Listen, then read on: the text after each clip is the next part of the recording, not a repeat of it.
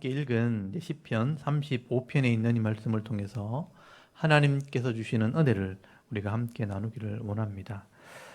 여러분 시편 35편 말씀도 그 시편 위에 시제를 보시면 다윗이 기록한 시라고 기록이 되어 있고요. 특별히 대적들 앞에서 하나님 앞에 좀 대신 싸워주시기를 원하는 그런 다윗의 청원, 다윗의 기도가 기록이 되어 있습니다. 조금 현실적인 표현으로 하자면 이 전쟁 중에 왕에게 원군을 청하는 그런 요청, 그런 간구의 기도라고 할 수 있습니다. 여러분 다윗은요 늘 하나님을 예배하고 의로운 삶을 살았음에도 불구하고 오늘 말씀에 있는 것처럼 까닭 없이 대적들에게 원수들에게 괴롭힘을 당하게 됩니다. 다윗이 감당할 수 있는 것은 자신이 감당을 하겠지만 이 다윗이 감당할 수 없는 그런 어려움들이 닥쳤을 때 다윗은 다른 신에게 구하는 것이 아니라 하나님께 은혜를 구하게 된다는 겁니다. 그래서 오늘 그 부분을 잘 보시면 좋겠습니다. 이게 성도들의 특권이기도 하고 또 성도들의 믿음이기도 합니다. 여러분 세상 사람들은요 하나님을 믿지 않고 말씀을 믿지 않는 자들은 자기가 대적을 만났다든지 어떤 경쟁자를 만났을 때 또 자기를 힘들게 하는 그런 사람 만났을 때 어려운 환경이 닥쳤을 때 하나님을 모르기 때문에 하나님께 기도하지 않죠. 자기가 그 문제를 해결하려고 할 겁니다. 만약에 경쟁자가 나타났다, 대적이 나타났다, 그럼 자기가 더 세다는 걸 자꾸 이제 드러내겠죠. 이기기 위해서. 자기가 세다고 자랑을 하기도 하고, 내가 더 악하다, 내가 더 악랄하다, 이렇게 자기를 막 과장하기도 할 겁니다. 그러다가 안 되면요, 내가 감당이 안 되면 어떡하겠어요? 힘 있는 자를 찾아가는 겁니다. 더 힘 있는 사람, 더 능력 있는 사람을 찾다가 안 되면요, 영적인 은혜를 구하는 거예요. 무당을 찾아가고 신을 찾아가서 막 빕니다. 그러다 안 되면 이제 포기하고 인생을 끝내겠죠. 이 불신자들은 절대로 하나님을 찾지 않습니다. 자기가 이 인생을 해결하려고 할 겁니다. 근데 다윗은 그렇게 하지 않죠. 다윗은 하나님의 사람입니다. 여러분 다윗은 어려움 당했을 때 나는 다른 사람들처럼 불신자들처럼 절대로 다른 신에게는 내가 예물을 드리지 않겠다. 이 다윗의 신앙 고백이 나오는 그런 시편이 나옵니다. 여러분 기억하실지 모르겠지만 이렇게 말씀을 들을 때 잘 기억해 놓으시면 시편은 묵상하는 말씀이거든요. 여러분 시편 16편을 보시면요, 우리 지나왔던 말씀이잖아요. 보시면 기억날 거예요. 시편 16편 한번 펴보십시오. 다윗이 어떻게 하나님께 기도하는지 한번 보십시오. 시편 16편 1절에서 4절까지만 한번 읽어볼게요. 다윗이 어려움 당했을 때 어떻게 했는가 한번 읽어보겠습니다. 16편입니다. 앞쪽에 있는 시편 16편 1절에서 4절까지를 우리 같이 한번 읽어봅니다. 시작. 하나님이여 나를 지켜주소서. 내가 주께 피하나이다. 내가 여호와께 아뢰되 주는 나의 주님이시오니 주 밖에는 나의 복이 없다 하였나이다. 땅에 있는 성도들은 존귀한 자들이니 나의 모든 즐거움이 그들에게 있도다. 다른 신에게 예물을 드리는 자는 괴로움이 될 것이라. 나는 그들이 드리는 피의 전제를 드리지 아니하며 내 입술로 그 이름도 부르지 아니하리로다. 아멘. 이 보면 다윗의 신앙이 드러나죠. 어려움 당했으니까 내가 어떻게 피해야 되는데 주께 피하겠다는 거예요. 하나님이 내 복이라 하는 것을 믿는다는 거죠. 그래서 다른 사람이 다른 신에게 예물을 드리고 전제를 드린다는 게 뭐냐면 제사를 끝낼 때 마지막 술을 붓는 거예요. 포도주를 붓는 겁니다. 이런 전제를 나는 다른 신에게는 드리지 않겠다. 다른 사람들처럼 다른 신의 이름을 나는 내 입술로 부르지 않겠다. 그렇게 말하는 것을 보게 되죠. 이 다윗의 신앙입니다. 그래서 다윗은 대적을 만났을 때, 어려움 당했을 때 하나님께 기도하고 하나님께 맡기는 겁니다. 그래서 오늘 35편을 한번 보십시오. 1절부터 3절까지가 대적들을 만났을 때 하나님께 요청하는 내용입니다. 이런 것을 보고 배우셔야 되죠. 다윗은 전쟁터에서 싸움을 하다가 감당이 안 돼서 왕에게 원병을 청하는 그런 요청을 하는 겁니다. 1절에 보니까 여호와여 나와 다투는 자와 다투시고 나와 싸우는 자와 싸우소서. 방패와 손방패를 잡으시고 일어나 나를 도우소서. 창을 빼사 나를 쫓는 자의 길을 막으시고 또 내 영혼에게 나는 네 구원이라 그렇게 이루소서 말해달라 요청을 하는 겁니다.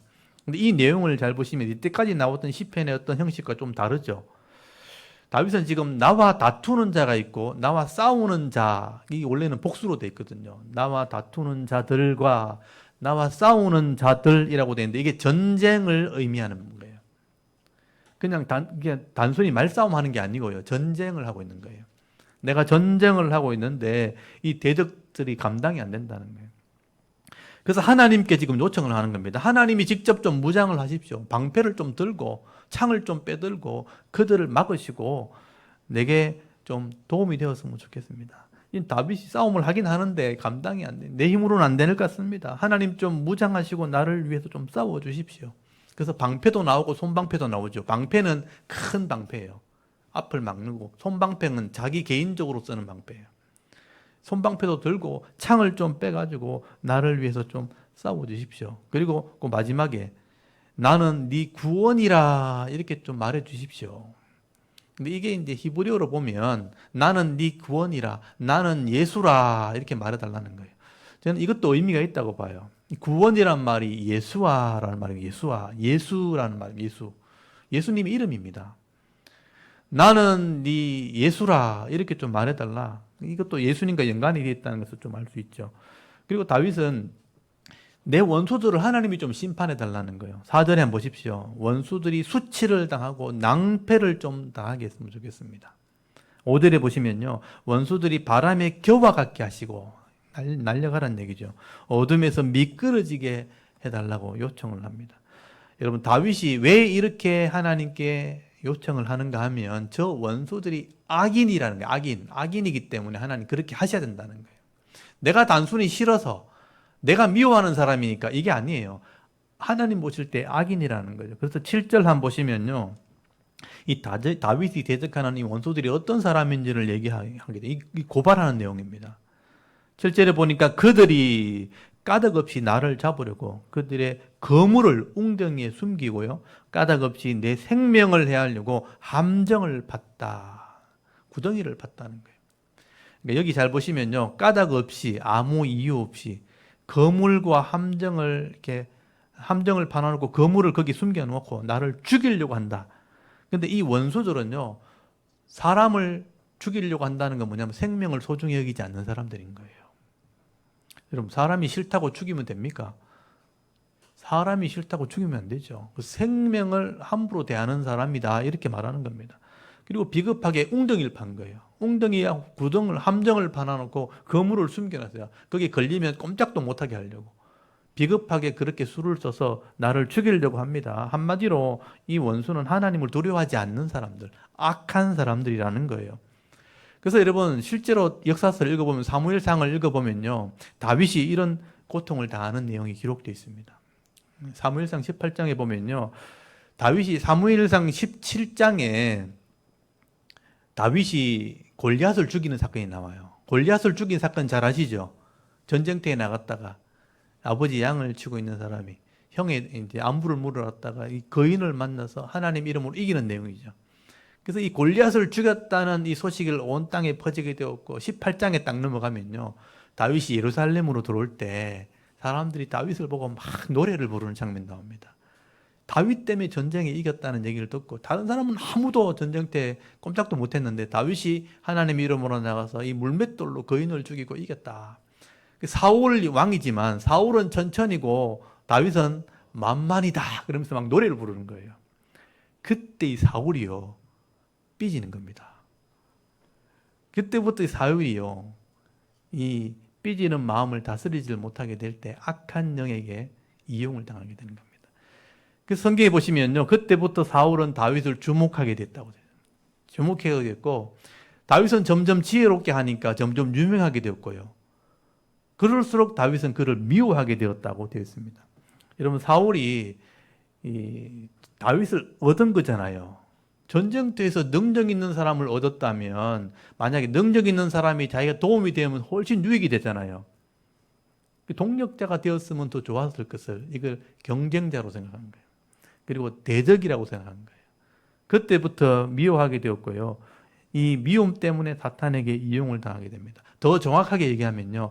사울은 자기가 왕이니까 다윗이 칭찬받는 게 이 섭섭한 것부터 시작하는 거죠. 섭섭했고 좀 시기가 난 거죠.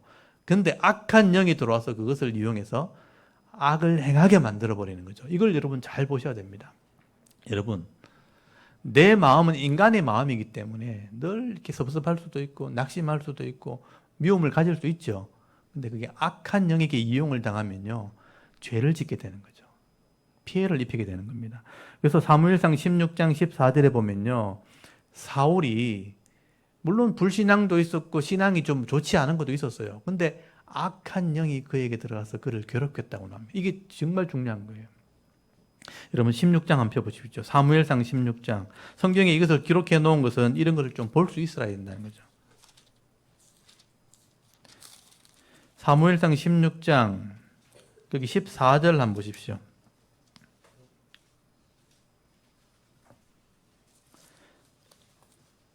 사무엘상 16장 14절 한번 읽어볼까요? 뭐라고 되어 있습니까? 시작. 여호와의 영이 사울에게서 떠나고 여호와께서 부리시는 악령이 그를 번뇌하게 한지라. 여기 보면 원래 성령을 통해서 사울이 하나님을 깨닫게 되었고 왕으로 선택이 된 거거든요. 근데 계속 불순종을 하니까 하나님의 영을 떠나는 순간에 악한 영이 그에게 번뇌하게 만들었다는 말은 두려움을 줬다 또는 괴롭혔다라는 의미예요. 악한 영이 그의 속에 들어가는 거예요. 이성 속에 들어가서 그를 괴롭히게 됐다. 그때부터 이 악한 영이 사울의 이성을, 마음을 끌고 다니기 시작합니다. 그래서 더 악한 모습으로 드러나게 돼요. 여러분 사무엘상 19장 한번 펴보세요. 사무엘상 19장 9절 한번 보시죠. 19장 9절. 다윗이 점점 유명해지니까요, 자꾸 미워지는 거죠. 그래서 미워지는데 악한 영이 더하게 되니까 악을 행하게 됩니다. 여기 19장 9절에서부터 11절까지 한번 읽어볼게요. 어떤 일이 벌어졌습니까? 9절부터 11절까지 읽어봅니다. 시작. 사울이 손에 단창을 가지고 그의 집에 앉았을 때 여호와께서 부리시는 악령이 사울에게 접하였으므로 다윗이 손으로 수금을 탈 때에 사울이 단창으로 다윗을 벽에 박으려 하였으나 그는 사울의 앞을 피하고 사울의 창은 벽에 박힌지라. 다윗이 그 밤에 또 피하매 사울이 전령들을 다윗의 집에 보내어 그를 지키다가 아침에 그를 죽이게 하려 한지라. 다윗의 아내 미갈이 다윗에게 말하여 이르되 당신이 이 밤에 당신의 생명을 구하지 아니하면 내일에는 죽임을 당하리라 하고. 아멘. 이렇게 기록되어 있죠. 여기 보면 사울이 창을 들고 이렇게 있었는데 악한 영이 그에게 접했다라는 말은 그 속에 들어갔다 또는 존재하게 되었다 이런 의미예요. 근데 다윗이 이때 수금을 타면 악한 영이 나가고 그런 일이 있었다는 거, 앞에 그런 내용이 나와요. 수금을 타니까 이제는 악한 영이 나가는 게 아니고요, 사울을 더 이렇게 미혹해서 창을 던지게 만들었다는 거예요. 수금을 타는 다윗에게 창을 던지니까 다윗이 워낙 민첩해서 그 당시에는 또 땅을 피할 수 있었어요. 그래서 벽에 창에 박혔고 다윗은 도망을 갔는데 거기서 끝나는 게 아니고 군사를 보내가지고 다윗의 집에 가서 다윗을 죽이라라고 명령을 내렸다는 거예요. 왕이니까 그런 권력이 있는 겁니다. 여러분 이때부터 다윗은 도망자가 된 거예요. 사실은요. 집에까지 군대를 보내가지고 죽이라 하니까 미갈이 자기 아내가 그걸 숨기는 장면이 나오죠. 창 밖으로 도망갑니다. 다윗이.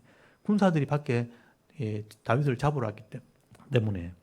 이렇게 이 사울은 불신앙을 가지고 있었는데 악한 영이 그 속에 들어가서 그에 더해지게 될 때 끌려다니는 인생이 돼버린 거죠. 그래서 자기의 힘과 권력을 가지고 이제 악을 행하게 되는, 창도 던지고 군대를 보내고 죽이려고 하는 그런 일들이 일어나게 되는 것입니다. 여러분 이 다윗의 입장에서는요 되게 억울한 거예요. 다윗이 지금 죄를 지은 것도 아니에요. 악을 행한 것도 아니에요. 아무 이유 없어요. 사울이 기분 나빴다는 거예요. 시기가 났다는 거예요. 근데 그 권력을 가지고 악한 영이 들어와서 이용하는 겁니다. 예, 이게 이제 잘못된 신앙으로 가는 어떤 타락하는 모습 중에 하나라는 거예요. 그래서 다윗은 이런 사울의 이 악한 마음 때문에, 악한 영으로부터 끌려다니는 이 모습 때문에 다윗의 이 사울의 권력을 가지고 군대를 동원하게 되는 겁니다. 그러니까 창을 던지기도 하고 군대가 잡으러 다니니까 자객을 보내기도 하고 이제는 군대를 보내게 되니까 이 다윗은 도망 다니는 인생이 되어진 것입니다. 그래서 어떻게 보면 이게 육적인 전쟁인데 더 깊이 들어가면 영적인 전쟁이 있는 거예요. 악한 영이 그를 공격하는 거나 마찬가지입니다. 그래서 이 다윗은 하나님을 의지하게 되는 것입니다. 여러분 성경에 지금 이런 내용을 기록해 놓은 것은 우리도 이 세상에 살아가면 이런 악한 영들의 지배를 받을 수 있다. 이런 전쟁을 하게 된다는 것을 말씀을 하게 되는 거죠. 그래서 우리 단순히 시편 35편을 어떤 글로만 읽지 마시고 영적으로도 좀 보시면 좋겠습니다. 그래서 우리가 이런 어려움 당했을 때 우리가 해야 될 일은 하나님께 도움을 구하는 것입니다. 여러분 35편 다시 가보시면요 8절 한번 보십시오.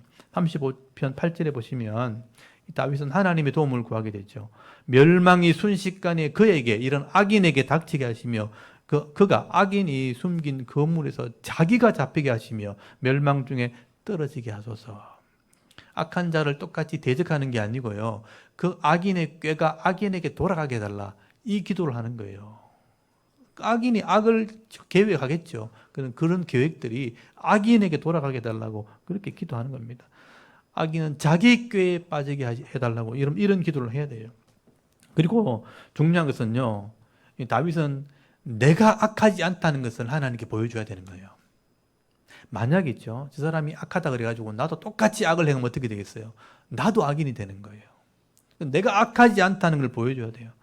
그래서 하나님은요, 악인을 심판하시고 의인에게 은혜를 베푸시는 분, 그래서 공의라 그러는 거예요. 말씀대로 공의를 행하시는 분이기 때문에 내가 의롭다는 것을 내가 드러내야 되는 겁니다. 그래서 35편 11절 한번 보십시오. 거기 보면요, 다윗이 의롭다는 것을 드러냅니다. 불의한 정인들이네, 악인들이죠. 일어나 내가 알지 못하는 일로 내게 질문하고 모함을 한다는 거예요. 내게 선을 악으로 갚아 나의 영혼을 괴롭히나이다. 외롭게 하나, 외롭게 한다는 말이 결국 홀로 두게 한다, 괴롭힌다는 말이죠. 괴롭히니까 나는 다윗을 말하죠. 그들이 병들었을 때, 이 악인들이 병들었을 때 굵은 베옷을 입고 금식하여 내 영혼을 괴롭게 하였더니 기도해 줬다는 겁니다. 내 기도가 내 품으로 돌아왔도다. 내가 나의 친구와 형제에게 행함같이 그들에게 악인들에게 행하였으며 내가 몸을 굽히고 슬퍼하기를 어머니를 곡함같이 어머니를 잃어버릴 때 슬픔같이 그들을 위해서 슬퍼해 줬다. 그렇게 지금 표현하고 있는 겁니다. 여러분 다윗의 이 신앙이고 다윗의 믿음을 지금 보여주고 있는 거예요. 그러니까 악인들을 대하는 자세를 지금 보여주고 있는 겁니다. 이게 쉽지 않은 일이죠. 다윗은 하나님을 믿고 있었고 말씀을 믿었기 때문에 이렇게 했다는 거예요. 여러분 우리가 아무리 악한 사람을 만나도요. 우리가 의롭다는 것, 우리가 악하지 않다는 걸 보여줘야 돼요. 그러니까 우리는 똑같이 하면 안 된다는 거예요. 다윗은 자기를 모함하는 이런 불의한 정인들 앞에서도 그들이 어려움 당했다는 말을 들으면요. 같이 기도해 줬다는 거예요. 금식하면서 그들을 위해 기도해 줬어요. 또 자기 형제들에게 대하듯이 어머니가 이렇게 어려움 당했을 때 슬퍼했던 것처럼 그런 마음으로 그에게 대해 주었다. 그래서 복을 빌어줬다는 겁니다. 근데 그렇게 했더니 중요한 것은요. 그 기도가 내게 돌아왔다는 거예요. 이게 중요한 원리를 지금 설명하는 거예요. 이게 하나님 나라의 법이라는 겁니다. 여러분 우리가 이성적으로 이걸 좀 판단을 하고 생각을 좀 할 수 있어야 됩니다. 우리가 세상적으로 말할 때도 있잖아요. 악인을 만났을 때 죄는 미워하되 사람은 미워하지 말라 그러죠. 그 사람은 죄에 이용당할 수 있기 때문에 사람이 나쁜 거 아니잖아요. 죄에 이용당하는 게 나쁜 겁니다. 사람은 우리가 사랑해 주되 죄는 미워해라. 세상적으로도 말하잖아요. 그렇기 때문에 우리가 이 사람 자체를 악하게 대하면 안 된다는 거죠. 그래서 예수님께서 이 하나님의 법을 설명을 할 때 율법을 가지고 설명을 하게 됩니다. 만약에 악한 사람이 나를 악하게 대할 때도 그 사람한테는 악을 행하지 말아라. 이 굉장히 중요한 논리죠. 그래서 여러분 예수님의 해석을 한번 제가 보여드리겠습니다. 마태복음 6장을 한번 펴보십시오. 마태복음 6장 39절 여러분 보시면 많이 들어보셨던 말씀일 거예요. 이게 의미를 아는 게 중요한 겁니다. 마태복음 6장 39절. 이 마태복음 5장이 팔복이고 6장이 율법 해석이거든요. 전체가 예수님 설교예요. 마태복음 6장 39절.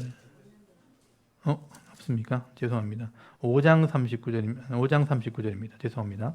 5장이 팔복에 나오고 그 뒤에 율법 설명이 나오는데 5장 39절입니다. 한 장 앞에 39절에서 45절까지를 한번 읽어볼게요. 39절부터 5장은 39절 있죠?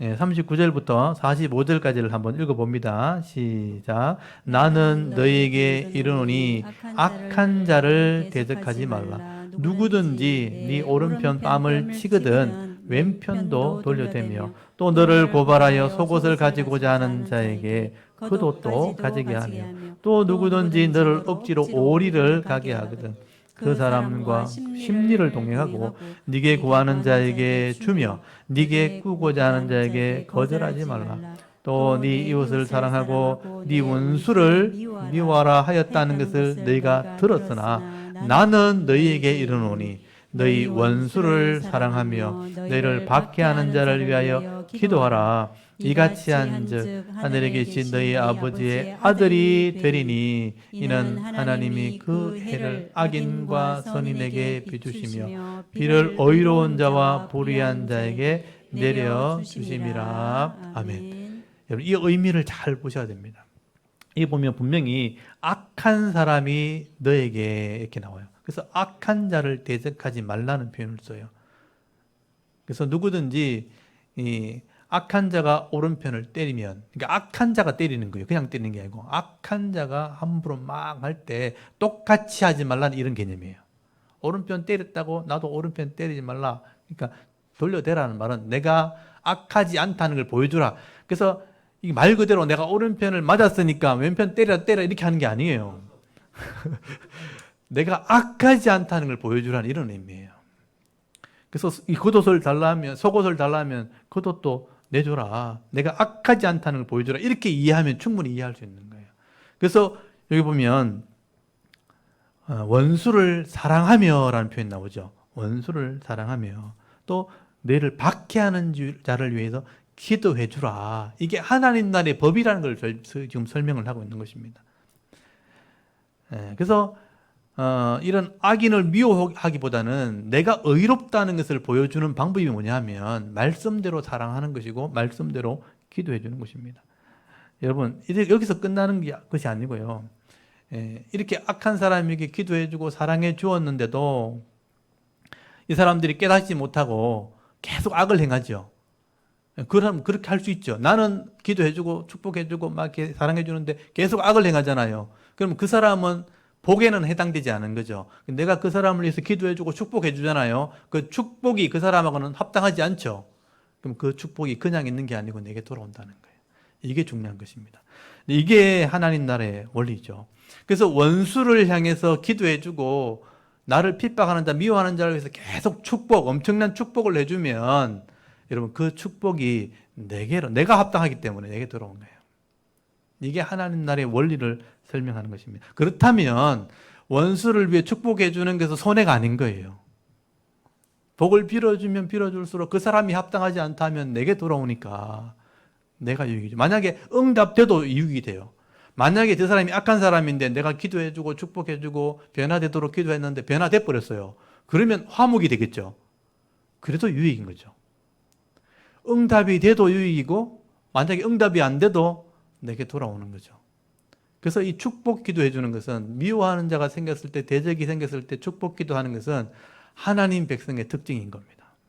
쉽지 않은 일, 이성적으로 판단하면 쉽지 않은 일인데 말씀대로 생각해 보면 그게 훨씬 더 이익인 거예요.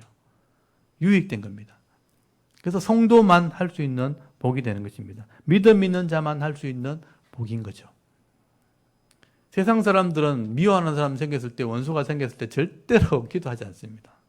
위에서 사랑해주고 이렇게 하지 않습니다. 근데 하나님 백성은 이렇게 할 수 있는 거죠. 왜냐하면 둘 다 유익된 것을 알기 때문에. 그래서 이 원리를 설명한 곳이 한 군데 더 나오는데요. 한 번만 더 찾아보겠습니다. 여러분 누가복음 10장을 한번 찾아보십시오. 누가복음 10장.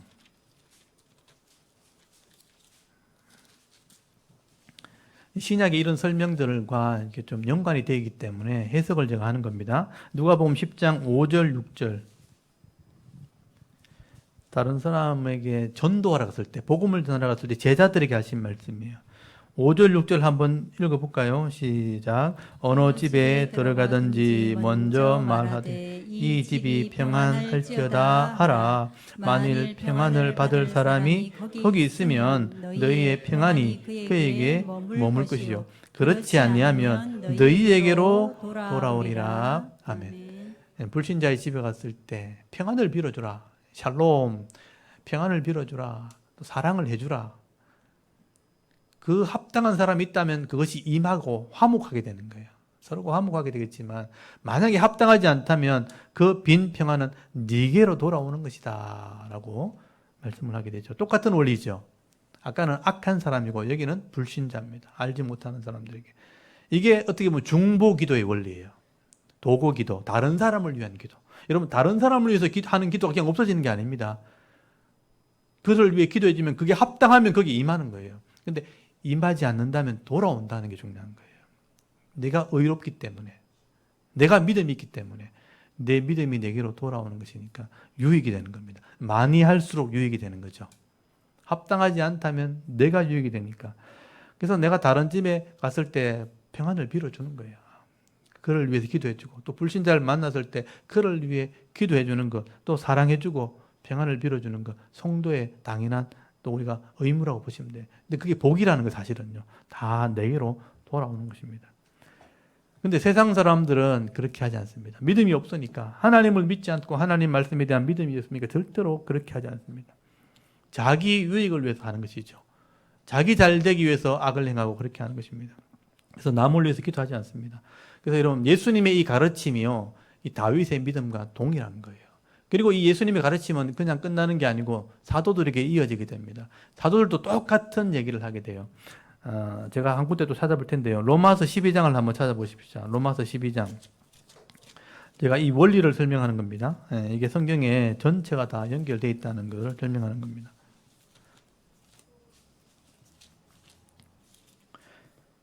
로마서 12장은 바울이 복음을 설명하고 삶을 설명할 때 12장부터 삶이 나오는 거예요. 12장 거기 18절부터 마지막 절까지 한번 읽어보겠습니다. 18절부터 한번 읽어보겠습니다. 시작. 내가 살 수 있거든 너희로서는 모든 사람과 더불어 화목하라. 내 사랑하는 자들아, 너희가 친히 원수 갚지 말고 하나님의 진노하심에 맡기라. 기록되었으되 원수 갚는 것이 내게 있으니 내가 갚으리라 주께서 말씀하시니라.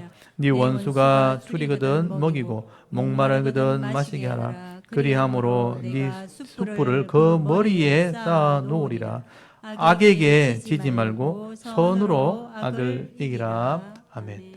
여기 보면 17절에도 나와요. 아무에게도 악으로 악을 갚지 말고 모든 사람에게 선을 도모하라. 그러니까 악이 있는 거죠. 그 사람은 나와 동일하죠. 똑같은 죄인이고 똑같은 수준인데 악이 그 안에 들어가 있을 때 나를 대적할 수 있죠. 원수처럼 할 수 있다는 거죠. 그럴 때 그 악이 미운 것이지 그 사람한테는 선을 베풀어야 되는 거예요. 그래서 목마르면 마실 걸 주고 배고프면 줄일 때 먹을 걸 줘라. 하나님이 그를 심판할 거다. 하나님이 공의롭게 네가 의로우면 네게 복을 줄 것이고 이 사람이 악하면 그를 심판하게 될 것이다. 그래서 그들의 머리에 숯불을 쌓아놓는단 말은 하나님이 심판한다는 그런 의미가 되는 거죠. 악에게 지지 말라. 바울도 예수님과 똑같은 얘기를 하고 있죠. 그래서 원수를 네가 갚으려고 하지 말고 차라리 그들을 위해 기도해 주라. 도와주라. 그렇게 말씀을 합니다. 여러분, 베드로도 똑같은 말을 하게 돼요. 여러분, 거기 베드로전서 3장을 한번 펴보십시오. 베드로 예수님의 수제자였죠. 베드로도 베드로전서 3장 9절에서 10절까지 한번 읽어보겠습니다. 베드로전서 3장도 삶에 대한 얘기예요. 성도는 어떻게 살아야 되는가? 천국의 소망을 가진 사람은 이렇게 살아야 된다 설명하면서 3장 9절 10절 한번 읽어볼까요? 시작. 악을 악으로 욕을 욕으로 갚지 말고 도리어 복을 빌라. 이를 위하여 너희가 부르심을 받았으니 이는 복을 이어받게 하려 하심이라. 그러므로 생명을 사랑하고 좋은 날 보기를 원하는 자는 혀를 금하여 악한 말을 그치며 그 입술로 거짓을 말하지 말고. 악에서 떠나 선을 행하고 화평을 구하며 그것을 따르라. 삶에 대한 얘기죠. 여기도 똑같은 얘기를 하고 있죠. 악을 악으로 욕을 욕으로 갚지 말고 도리어 복을 빌어주라. 예수님 설교와 똑같은 얘기를 하게 되는 것입니다. 우리가 이것을 위해서 부름받았다는 것은 성도가 그렇게 할 수 있다. 그렇게 말씀하는 거죠. 여러분, 악한 말을 우리가 악을 행하게 되면 그 사람이 합당하지 않으면 악도 돌아오게 되는 거예요. 또 의로운 말을 하게 되면, 선한 말을 하게 되면 그 사람이 합당하지 않으면 선도 내게 돌아오게 되는 거죠. 기도도 내게 돌아오게 되어지는 것입니다. 그래서 여러분, 성도는 이 하나님 말씀을 의지하고 믿을 때 악한 자를 만나도 그를 위해 기도해 줄 수 있는 그런 믿음이 있어야 되는 겁니다. 그게 우리의 삶이다. 그렇게 말씀하는 거죠. 그래서 하나님 보실 때는요, 구별이 되는 거예요. 똑같이 악인들이 만났는데 이 사람은 악을 계속 행하고 더 악한 영을 따라가지고 더 악한 마음으로 더 흘러가고, 이 사람은 도리어 선을 베풀려고 하고 그를 위해 기도해 준다면 하나님 볼 때는 이 사람은 의로운 사람인 거죠. 그래서 이 사람을 하나님 도와줄 수밖에 없는 거예요. 하나님 법대로 하면. 그래서 이 법을 따라서 우리가 복을 받게 되어지는 겁니다. 여러분, 이걸 믿는 거예요. 하나님은 공의의 하나님이죠. 말씀으로 약속하셨고 그 말씀대로 복을 주시고 말씀대로 재앙을 내리시고 심판하시는 분입니다. 그래서 그 공의를 믿기 때문에 우리가 믿음으로 구하는 것입니다. 여러분, 다윗은 그걸 또 선택한 것이죠. 오늘 시편 35편에 나오는 말씀도 이 악인을 위해서 기도해 줬다. 내가 금식하면서 그들을 기도해 줬고 내가 의롭다는 것을 지금 드러내고 있는 것입니다.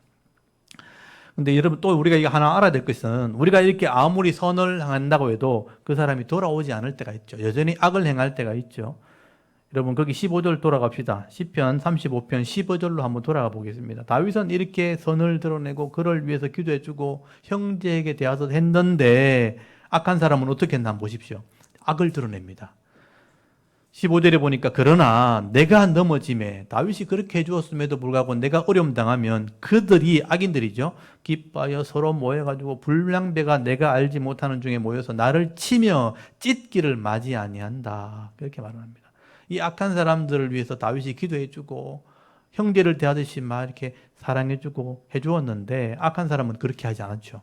다윗이 넘어졌다, 어려움 당했다 하는 말만 들리면 서로 모여가지고 기뻐하면서 불량배를 데리고 와가지고 거기 치고 찢기를 맞이 않았다는 말은 거치지 않았다. 계속해서 그렇게 다윗을 찢으려고 했다라고 말씀하는 겁니다. 그리고 16절 한번 보십시오.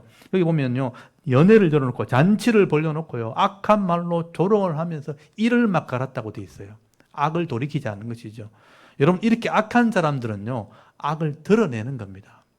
의로운 사람은 의를 드러내게 되고요. 그렇다고 다윗은요, 이런 악한 자들을 원망하지 않습니다. 여기 17절 보시면요, 내가 넘어졌을 때 이렇게 더 악을 행할 때 다윗은 더 하나님을 의지하게 됩니다. 예배하는 삶을 살았다고 기록되어 있어요. 이걸 잘 보십시오. 17절에 보니까 주의 어느 때까지 관망하시려 하나이까? 내 영혼을 저 멸망자에게서 구원하시며 내 유일한 것은 영혼을 말해요. 하나밖에 없는 것. 내 영혼을 사자들에게서 건지소서. 내가 대회 중에가 뭐냐면 모임이죠. 예배입니다. 대회 중에서 주께 감사하며 많은 백성 중에서 주를 찬송하리다. 내가 선을 베풀었는데도 여전히 악을 행하고 이를 가는 사람들 앞에서 나는 대회 중에 나가겠습니다. 하나님을 바라 감사하고 찬송하겠습니다. 예배하는 삶을 살겠습니다.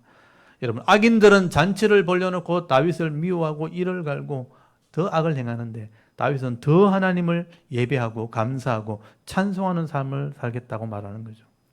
그래서 하나님은요, 다윗의 편을 들어줄 수밖에 없는 거예요. 다윗의 기도를 들어줄 수밖에 없는 것입니다. 그리고 다윗은요, 대회 중에 나와서 어떤 기도를 하냐면요, 여러분 19절부터 한번 보십시오. 19절부터 나오는 얘기는 공의를 위한 기도예요. 공의. 그러니까 하나님이 공의라면 이렇게 심판해달라는 거예요. 19절에 보니까 부당하게 나의 원수된 자가 나로 말미암아 기뻐하지 못하게 하시며 까닭없이 나를 미워하는 자들이 서로 눈짓하지 못하게 하소서. 그러니까 악인이 형통하지 못하게 해달라고 기도하는 거예요.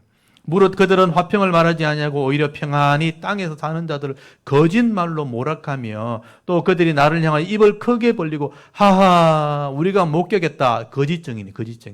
우리가 거짓 증인을 세워서 목격했다 하나이다. 여호와여 주께서 이를 보셨사오니 잠잠하지 마옵소서. 나를 멀리하지 마옵소서. 하나님 잠잠하지 마옵소서라는 것은 공의를 위한 기도입니다. 이 모습 보십시오. 다윗이 의를 계속 행하고 그들을 위해 기도해 주는데도 불구하고 이들은 모여가지고 거짓 증인을 세워가지고 내가 봤다 그러면서 서로 눈짓하면서 사인해가면서 막 다윗을 모함하고 그렇게 한다는 거예요. 여러분, 저도 목사고 믿음 생활하는 사람이잖아요. 근데 교회 안에서 또는 제가 짧지만 직장 생활할 때 이런 삶을 살았거든요.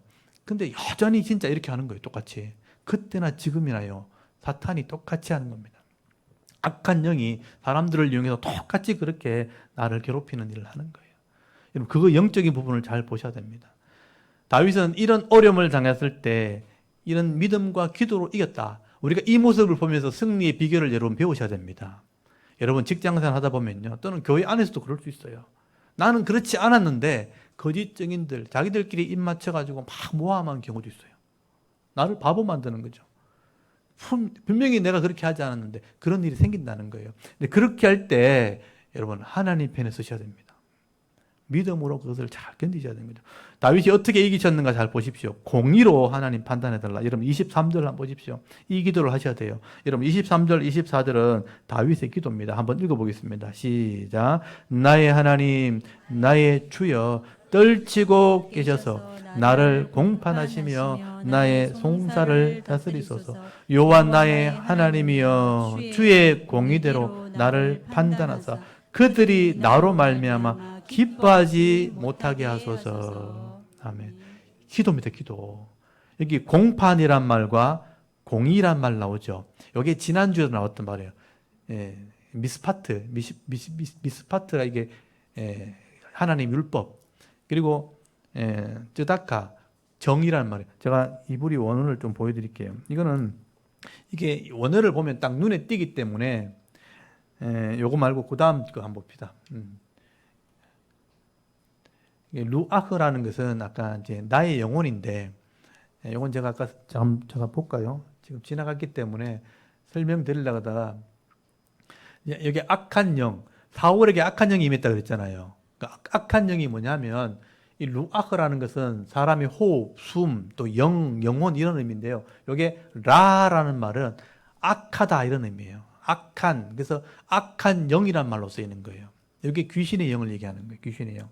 악한 영을 표현할 때 루아흐라라고 쓰는데 이게 악한 영을 표현하는 거죠. 이게 성령의 반대말입니다.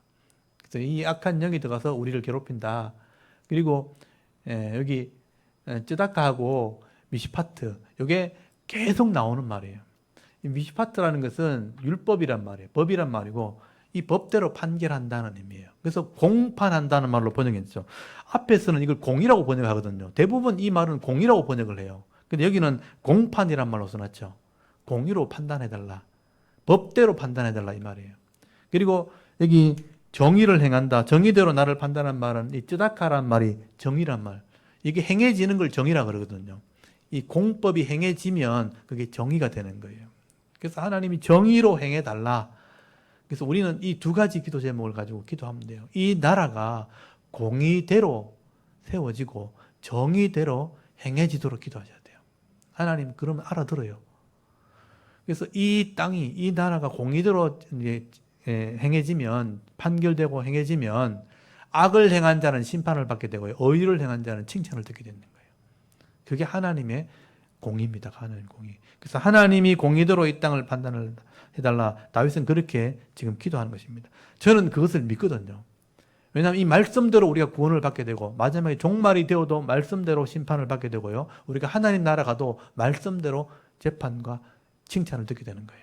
그걸 제가 믿기 때문에 지금도 제가 공의대로 해달라고 기도하는 거예요. 또 제가 의롭다는 것을 드러내야 되는 거예요. 이 원리만 알면요. 신앙생활 할 때 반드시 복을 받게 되어 있습니다. 그리고 이 앞에 생기는 이 불의함 때문에 생기는 어려움들은요. 이런 공의 앞에 다 무너지게 되어 있는 거예요. 그게 우리의 믿음이 되어야 되는 것입니다. 여러분 다윗은 이렇게 공의로 기도하고 있다는 걸 여러분 기억하셔야 됩니다. 우리가 이 기도를 해야 된다는 것을 여러분 꼭 기억하시고요. 하나님이 공의로 재판하신다. 그래서 나중에 성경에 보시면요. 하나님은 알곡과 쭉정이를 반드시 갈아내시는 분이고요. 또 양과 염소를 갈아내시고 악인과 의인을 반드시 가려내시는 분이라고 말씀을 하게 되는 것입니다. 그래서 우리가 공의의 하나님을 믿고 있고 이 공의의 하나님께 구해야 되는 것입니다. 그리고 다윗은 이 공회에 모였을 때 어떤 기도하냐? 성도를 위한 기도를 하게 됩니다.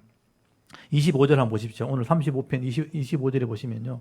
25절, 26절에 악한 자들이 우리가 이겼다 말하지 못하게 하시고, 악한 자들이 수치와 부끄러움을 당하게 하시고, 그리고 27절에 보시면 나의 의를 즐거워하는 자들이 나와요.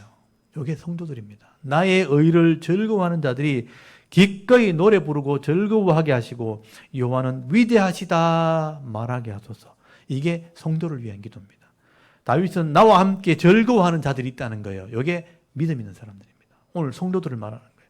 하나님 편에 서서 함께 즐거워하는 자들이 있다면 그들이 기쁨을 누리게 해달라고 기도하는 겁니다. 여러분, 우리가 믿음 생활하지만 여러분 함께 신앙생활하는 성도들 위해서 기도하셔야 돼요. 우리 청년이, 우리 자녀가, 아이들이 믿음이 아직 없는데 믿음이 있어서 하나님 앞에 공의를 행할 때 기뻐하는 자가 되게 해달라고 그렇게 기도하셔야 돼요. 그리고 하나님이 우리를 일하신다, 하나님은 위대하시다 말하게 하소서. 하나님을 자랑하는 사람이 되게 해달라고 다윗이 지금 기도하고 있는 겁니다. 여러분, 성도를 위한 기도, 이게 우리가 해야 될 기도입니다. 우리가 함께 예배드리는 성도들과 또 그 가정과 이 직장에서 또 사업터에서 하나님이 공의로 일하실 때 성도들이 기뻐하는 자가 되기를 원합니다. 가정에서도 기뻐하고 직장에 가도 기뻐하고 사업터에서 기뻐할 수 있는, 또 하나님을 자랑할 수 있는 그런 성도가 되도록 여러분 기도할 수 있기를 바랍니다. 그리고 마지막이 이제 다윗의 신앙 고백입니다. 여러분 28절이 다윗의 신앙 고백이에요. 나의 혀가 주의 의를 말하며 종일토록 주를 찬송하리다. 내가 계속 그렇게 하겠습니다. 라고 고백을 하는 것입니다. 이건 다윗의 신앙 고백이에요. 여기 이제 의를 말한다. 이 의를 말한다. 아까 쯔다카 나왔죠. 쯔다카. 의가 하나님이 행하시는 공의예요. 근데 여기 말하다는 말이 중요한데요. 여기 말하다는 말이 하가, 이것도 원어를 제가 좀 보여드릴게요. 하가라는 말인데, 여기 보시면 아주 짧은 말이지만 이게 중얼거린다, 묵상한다 이런 의미예요. 근데 이걸 보통 말한다로 말은 잘 번역을 안 해요. 제가 시편 1편 말씀을 오늘 읽어드렸잖아요. 악인의 길을 따르지 않고 죄인의 길에서는 고만한 자리에 앉지 않고 오직 여호와의 율법을 주야로 묵상하는 자로 돼 있죠. 거기 주야로 묵상한다는 말이 이 하가예요. 똑같은 말이에요. 똑같은 말인데 거기는 묵상이란 말로 번역이 됐고요. 또 어떤 데는 중얼거린다는 말로 번역을 해요. 중얼거린다. 이 중얼거린다는 말은 이 구약 시대는요, 성경을 다 가지고 있는 게 아니잖아요. 제사장들만 이 성경을 가지고 있고요. 필사해서 들고 있는 거예요. 그러면 이렇게 성전에서 이 말씀을 읽어준단 말이에요. 읽어주면 그 말을 들었을 때 잊어버리지 않으려고 내가 기억을 하고 계속 중얼거리는 거예요. 그게 묵상이에요. 아, 하나님 이렇게 하라고 그랬지.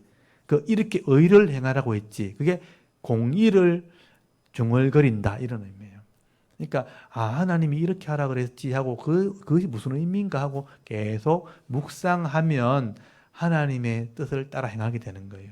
그래서 다윗은 내가 이렇게 살겠다고 지금 고백하는 겁니다. 내가 의를 중얼거리고 묵상하고 종일토록, 이게 모든 시간을 내가 하나님을 찬송하는 삶을 살겠습니다 라고 고백을 하게 되는 것입니다. 여러분, 다윗은 지금 육적인 전쟁을 하고 있고 영적인 전쟁을 하는 지금 전쟁터에 있는 거예요. 내가 감당이 안 돼가지고 하나님 좀 도와달라고 이렇게 영적인 전쟁을 하고 있는 상태에서 하나님이 나를 공의롭게 판단하시면 내가 하나님을 이렇게 묵상하면서 찬송하며 살겠습니다 라고 고백을 하고 있는 것입니다. 여러분, 이게 성도의 삶이 되어야 되고요. 이게 우리의 범사의 모습이 되어야 되는 거예요. 저는 부족하지만 그래도 이 말씀을 믿기 때문에 이렇게 하려고 애를 쓰고 있습니다. 노력하고 있습니다. 그래서 은혜가 있고 제가 갑자기 부자가 되고 능력 있는 사람도 이건 아니지만 내게 주어진 삶에서는 부족하지 않게 되는 거예요. 은혜를 누리는 삶을 살아가게 됩니다. 근데 시간이 지나고 나면요, 이게 쌓이잖아요. 이게 진짜 복이 되는 거예요. 하나님 나를 이렇게 도와주셨습니다.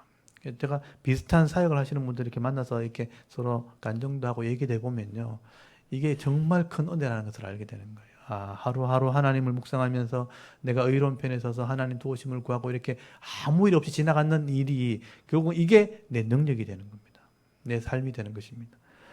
여러분 시편 1편에 있는 말씀이 이 마지막 다윗의 고백과 똑같은 말씀이에요. 내가 종일토록 주의 의를 말하며 찬송하리다. 시편 1편에 제가 말씀드렸죠. 복 있는 사람은 악인의 길을 따르지 않고 죄인의 길에 서지 않고 오만한 자의 자리에 앉지 아니하며 오직 여호와의 율법을 주야로 즐거워해서 그 율법을 주야로 묵상하는 자로다. 그 율법을 주야가 매일이잖아요. 밤낮이잖아요. 그게 종일토록 모든 시간을 묵상하는 것 똑같은 말이에요. 이렇게 살 때 하나님이 은혜를 베풀어 주는 거죠. 물가에 심겨진 나무처럼 그 잎새가 마르지 아니함 같은 그런 형통한 자의 복을 받게 하시겠다라고 말씀을 하게 되는 것입니다. 오늘 저와 여러분들이 다윗처럼 이 전쟁 중에 고통 중에 하나님의 은혜를 구하고 기도하며 또 의로운 자의 삶을 살게 될 때 이 말씀을 묵상하는 자에게는 이 복을 주시겠다고 말씀을 하고 있는 것입니다.